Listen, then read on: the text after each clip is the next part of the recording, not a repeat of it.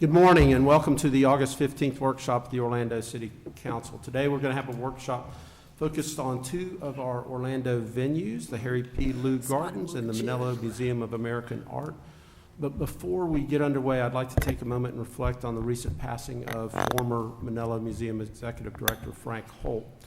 As most of you know by now, Frank left us 2 weeks ago, and his passion and enthusiasm and spirit will certainly be sorely missed, but through his work here at the city and with the Manello, his impact lives on. Frank started with the city in 1990 when he was appointed as our first public art manager. In that role, he amassed more than 900 pieces of art, which led to establishing the Manello Museum. He was the museum's first and only executive director up until handing the reins over to Shannon Fitzgerald, who started, I can't believe it's almost close to a year ago in September. And under his stewardship, the Manello not only blossomed, it thrived. So please join me in a moment of silence to remember Frank Holt.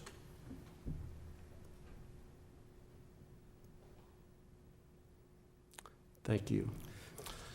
All right, our thoughts and prayers are with Frank's family and friends during this difficult time. And now I'd like to call on Alan Johnson, our Orlando Venues Executive Director, to lead us in updates on Lue Gardens and Manello Museum.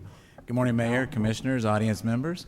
Happy Monday. It's a pleasure to be here before you to talk about two of what I consider City of Orlando's greatest assets.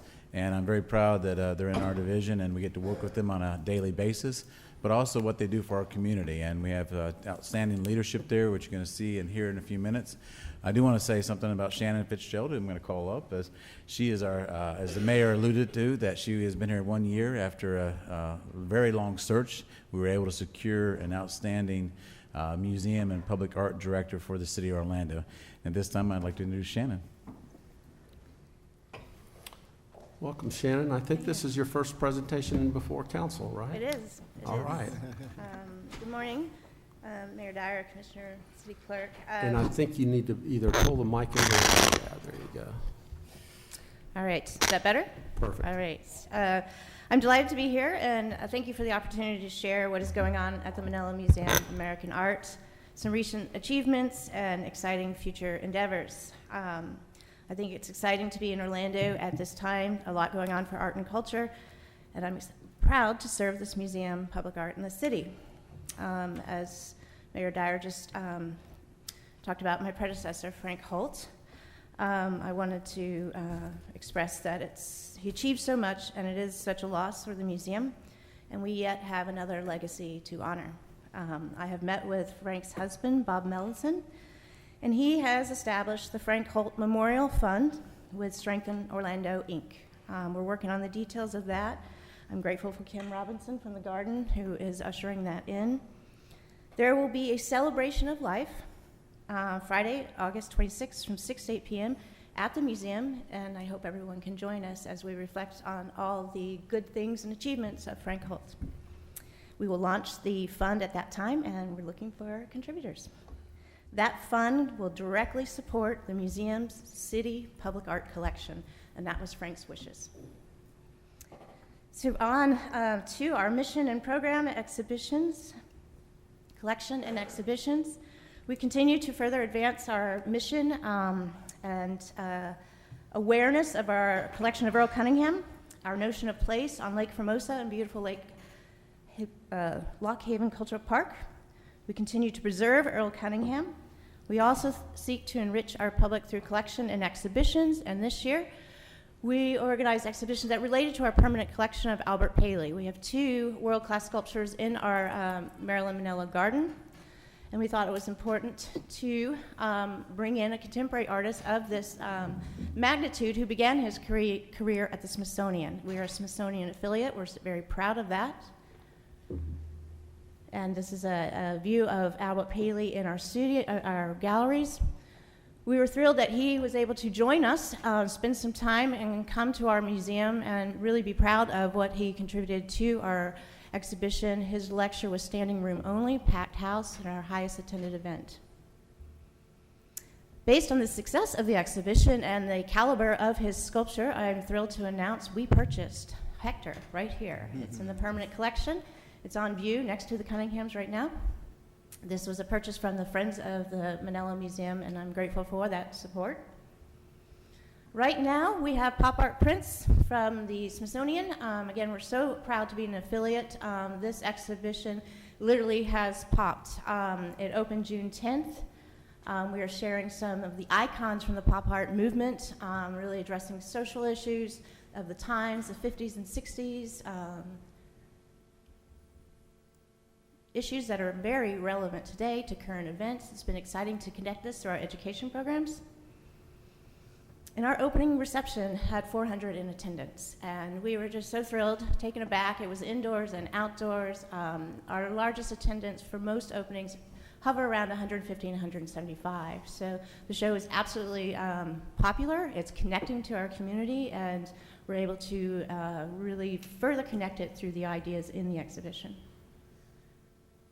Coming up this fall, we have 3 really exciting exhibitions that are focusing on American sculpture. Again, making a connection to our gardens, our atmosphere, literally our grounds, with 3 artists of a certain generation that belong to Albert Paley's generation, but they're all 3 women who have contributed. Alice Aycock is one of the most important figures of her generation. She's known for her public art commissions. These are 2 sculptures that are coming to our grounds on the lake. This is Waltz and Matilda. It is aluminum. These sculptures were first commissioned in New York City in Park Avenue. They would then travel to Chicago's public art program. This is an image from Chicago. And now they're coming to Florida. And I think this is a wonderful opportunity for our community to have a broader discussion of the role and impact art has in our communities when it comes outside, when it's on our grounds, a challenge perspective and experience. So we're thrilled. Again, Alice, if you are traveling, you may have noticed her sculptures at JFK, Dulles Airport, San Francisco, Kansas City. So again, we're thrilled to be celebrating American sculptors. At the same time, we're looking at Deborah Butterfield, also of the same generation and impact. You've probably seen her horses that she's world renowned for. But we're borrowing horses from our own permanent collection, but also 2 university museums, and bringing them together for an indoor exhibition. This is bronze, quoting kind of trees in nature, about grace and elegance out of scrap metal.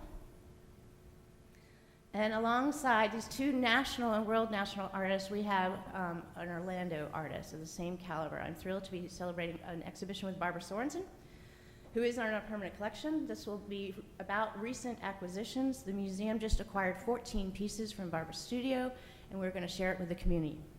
This is an example of the Manello Museum supporting our local artists and having an impact. This is one of her boats.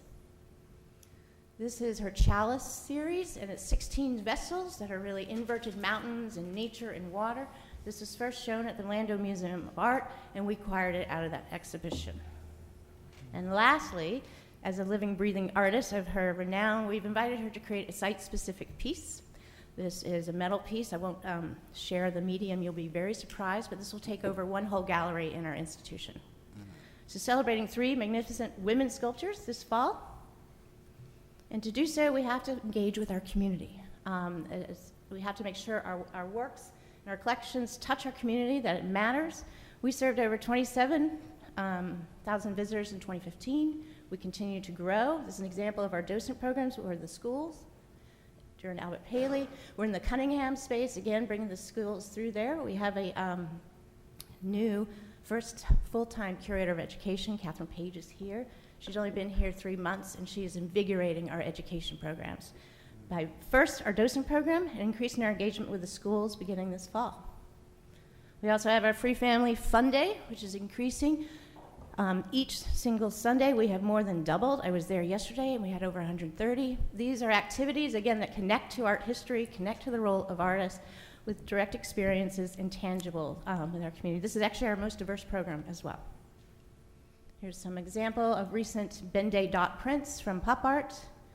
Right now, in our fiscal year, we have passed 30,000 in visitors. So we passed what our annual attendance was last year, and I'm optimistic as we close for the fall.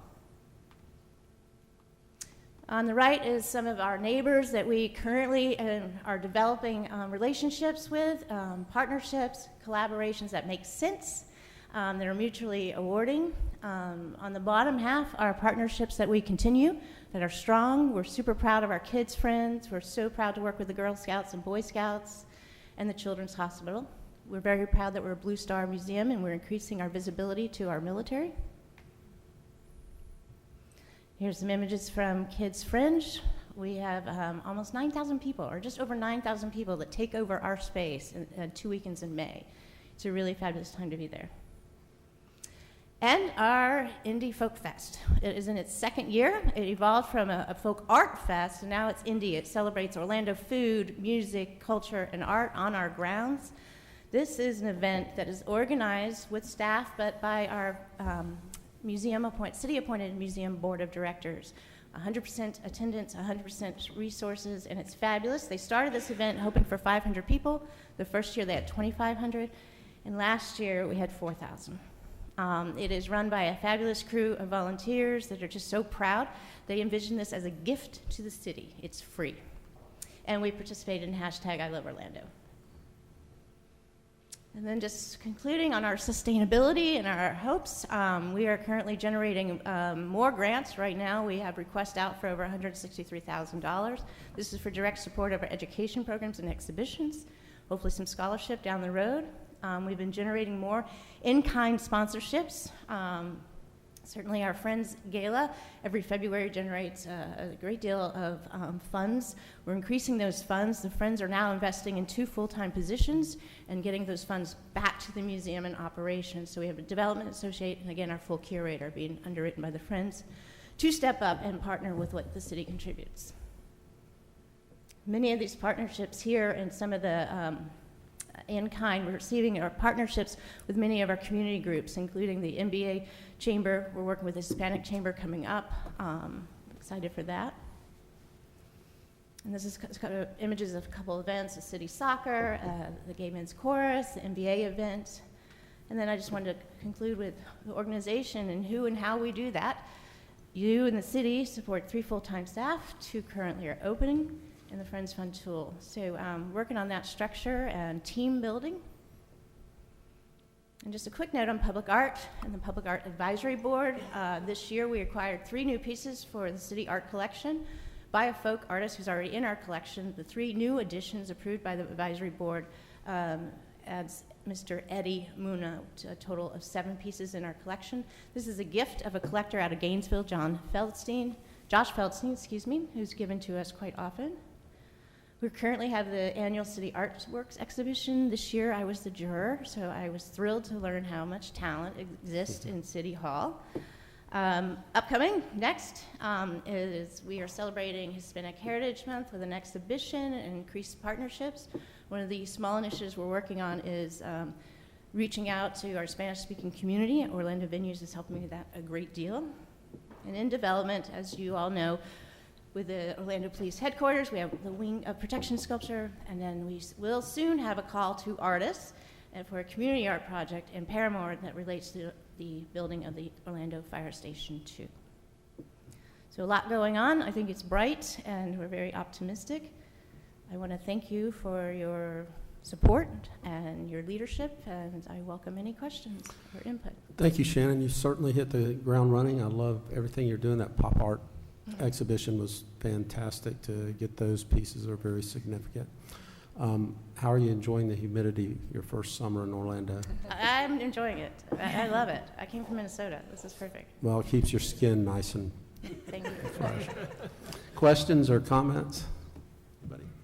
Okay. Mayor, I walk by the museum every day. It's amazing how beautiful it is, and I really hope that we can expand that lot next door, because I think that's a really underutilized space right now, and it's lakefront, and I just love the fact that we've done these acquisitions to really add to the museum. So I'm really hopeful that we can get something beautiful there that can really enhance the experience of the museum, because that's an absolutely beautiful space. So, and I agree, Mayor, the pop art, well, wow, I've never seen that many people in the museum. That was a really, really cool event. So, and to see Jasper Johns and Rauschenberg and all these people that I studied in school, and to be able to walk to that, for me, that was really amazing. So, again, it was a great exhibit. Look forward to seeing more wonderful exhibits like that. And again, when you're trying to create that walkable community, it's just amazing that I can walk there. I love it. So, yeah, of course, it's very near and dear to my heart, but just a beautiful, beautiful facility. Thank you. Thank you. And I also enjoy the fact that we're now collaborating more with the Orlando Museum of Art. We are. It makes sense. Good neighbors. Thank you. Thank you.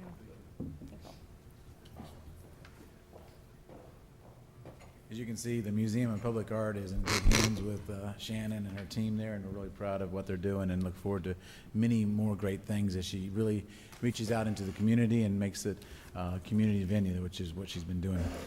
This time I get the pleasure of introducing Robert Bowden, a 22-year employee of the City of Orlando, who is our overseer and leader at Lou Gardens. And many of y'all know this, but I always like to mention it sometimes, is that Robert's reputation is strong, obviously, in the Orlando and Central Florida area, but he's actually nationally renowned as an author and for his horticulture skills and called upon often to speak at conferences, and really proud about that.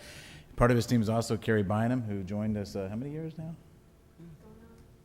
4 years. And he actually hopefully is his heir apparent when he decides it's time to hang up the shovel and the rake.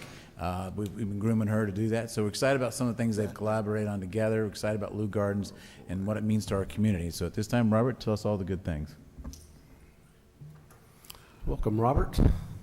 Good morning, Mayor, Council, Commissioners. We are so excited about the wonderful things that are happening at Lou Gardens.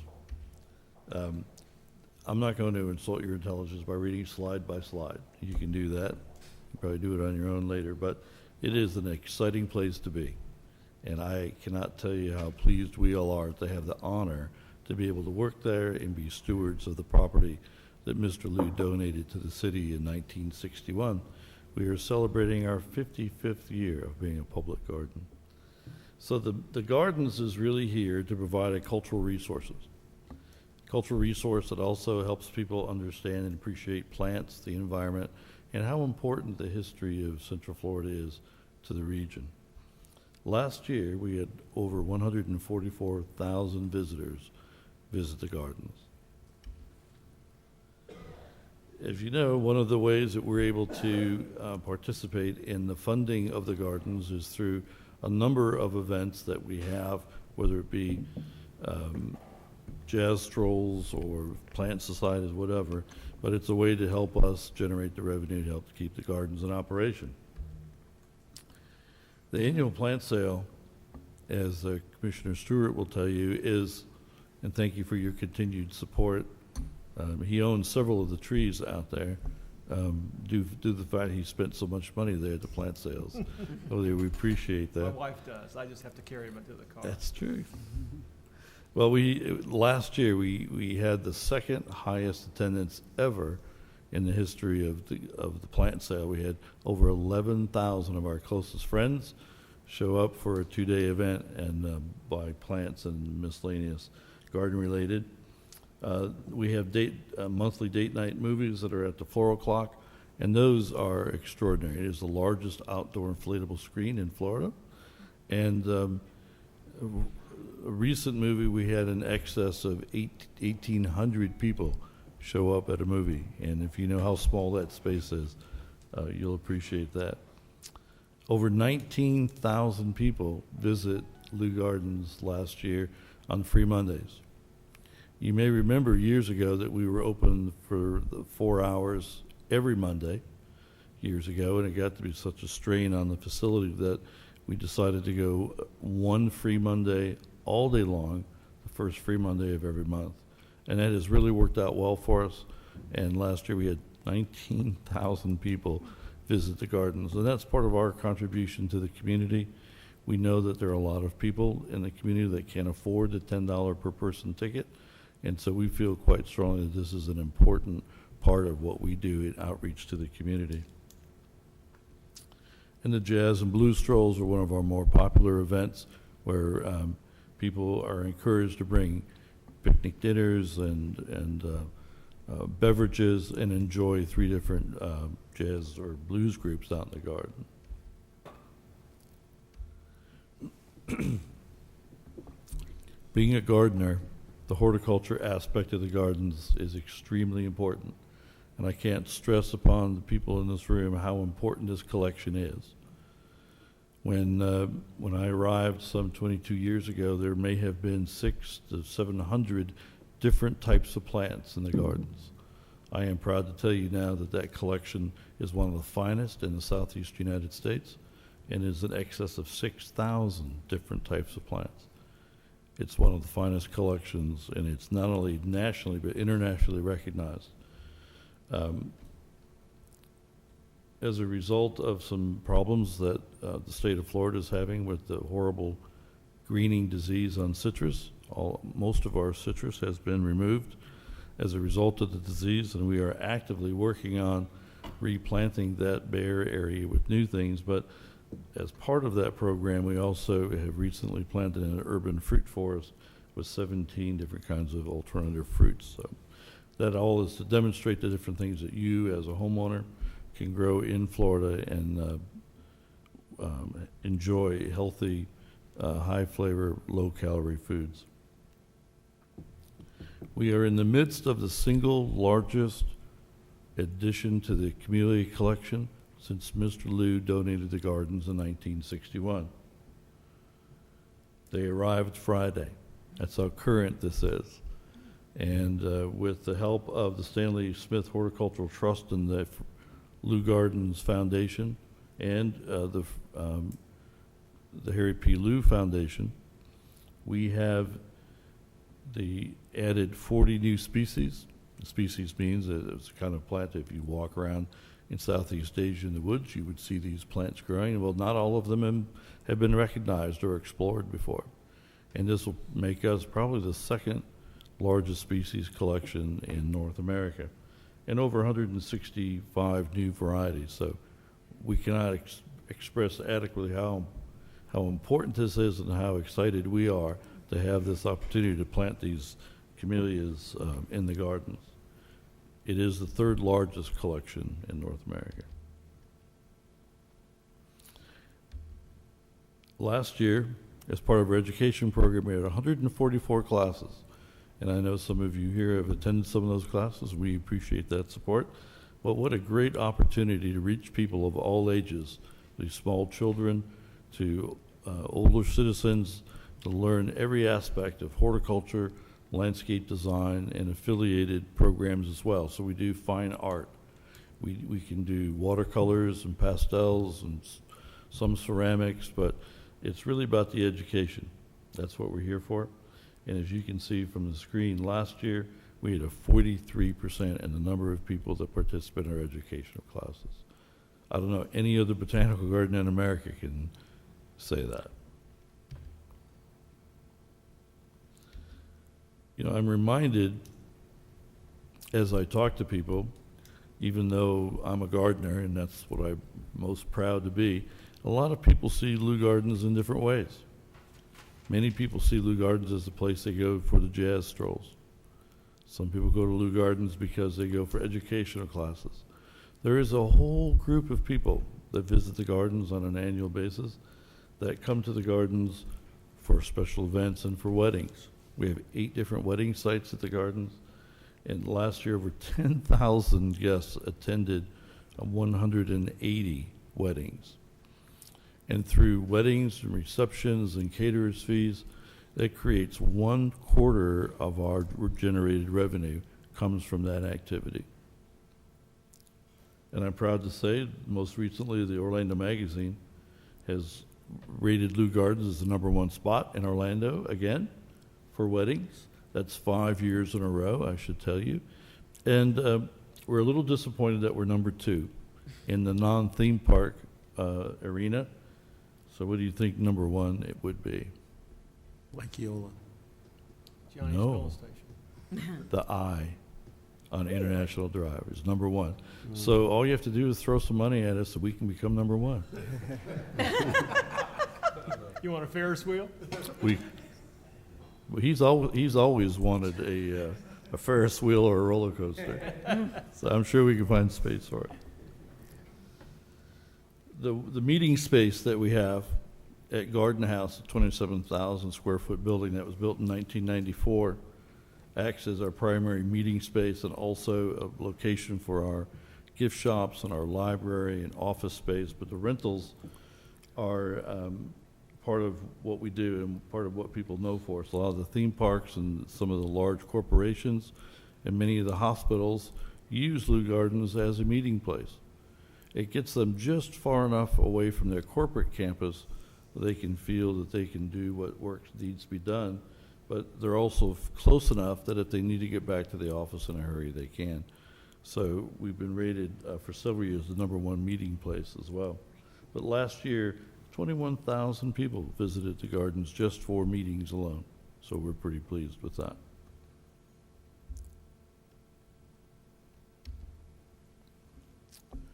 And we continue to thank you for your support. We have 19 full-time staff and 19 part-time staff.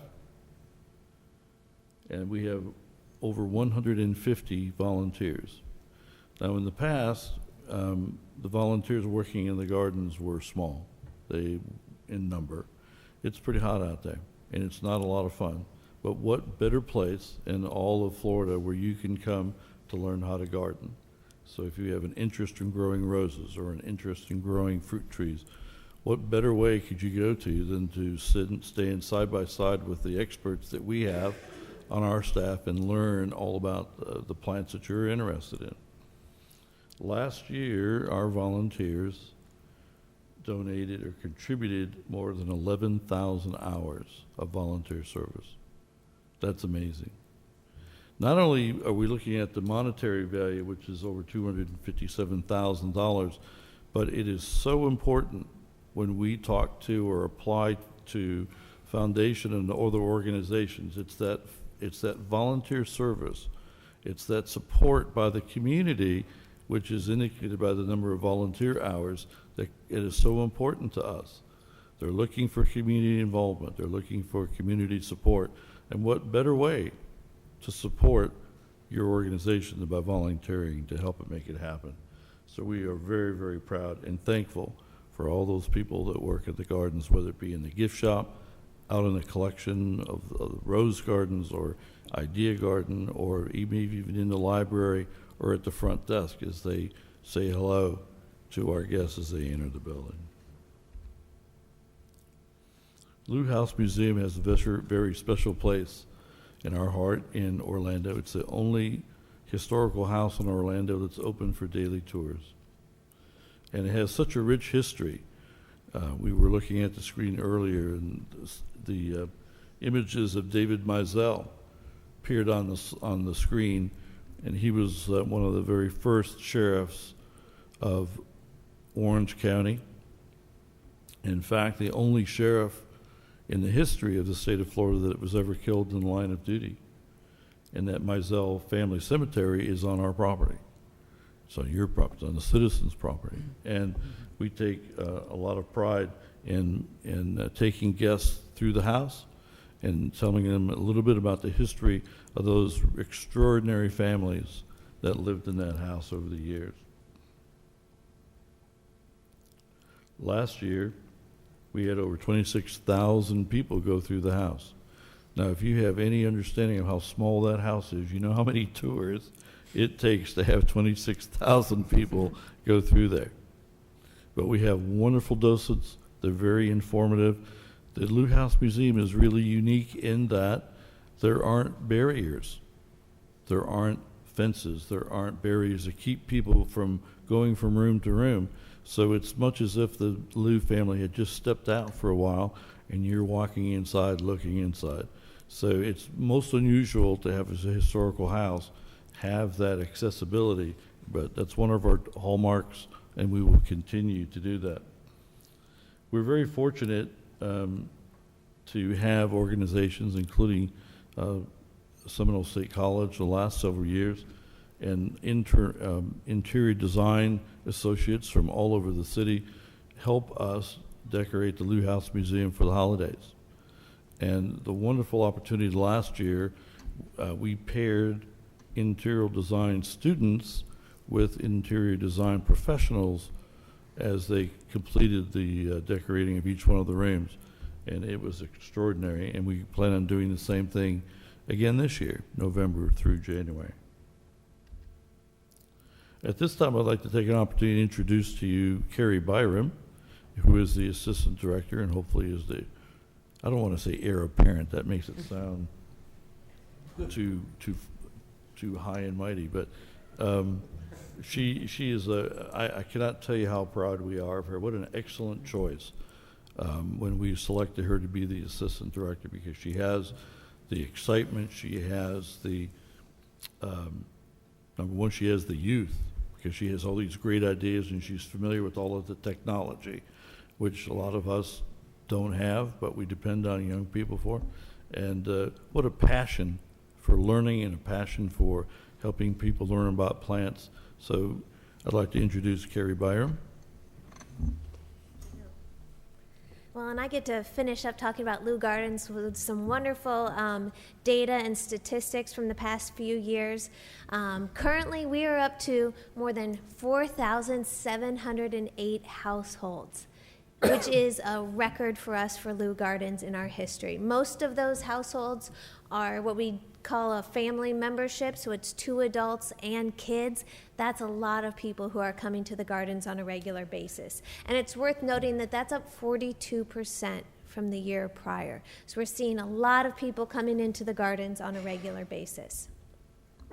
One of the reasons we attribute having this increase is the exhibitions that we've started bringing in. And I know several of the commissioners have supported that effort, and many of the people in this room. We started with this guy right here. This was called Ribbit the Exhibit, and we had 22 frogs throughout the gardens. It was a partnership, a public-private partnership with the Friends of Lou Gardens. Orange County Cultural Arts were also a big supporter for it, and then a lot of private groups throughout the community that were able to support the cost of bringing this in. We had it for 3 months, and our attendance skyrocketed. During that time, it was up 36% over the same period the year previous. It's a great opportunity for us to welcome guests to come see the sculptures. We provide a children's scavenger hunt, so if you don't really know what to do with kids in a botanic garden, you take the scavenger hunt, and it helps guide that experience. This year we welcomed David Rogers' Big Bugs, and they were huge as far as physically being large and also the audience that came in to see them. We had 54,000 people come in January through April to come see these sculptures, and they were wonderful. We had a special family day called Bugapalooza, which was a little crazy, but it was wonderful. It's one of those days that reminds you why you do what you do. We had kids with ladybugs all over them. There were bees. The kids were looking for the sculptures and the flowers, and it was wonderful. It just really hit home our mission for the gardens and for the community. And I'm happy to report that for the coming year, we will be having a dinosaur invasion, working with an artist out of Missouri who's created these dinosaur sculptures. You can see one of the largest right here, so we'll have the big T-Rex. We'll also have some of the smaller, more bird-like ones, again, throughout the gardens. It helps us relate the mission of the gardens, and we tie it into the plants as well. So we'll be able to talk about prehistoric plants and make that connection. We love dinosaurs, but we love plants too. So we want to make sure that we keep that going.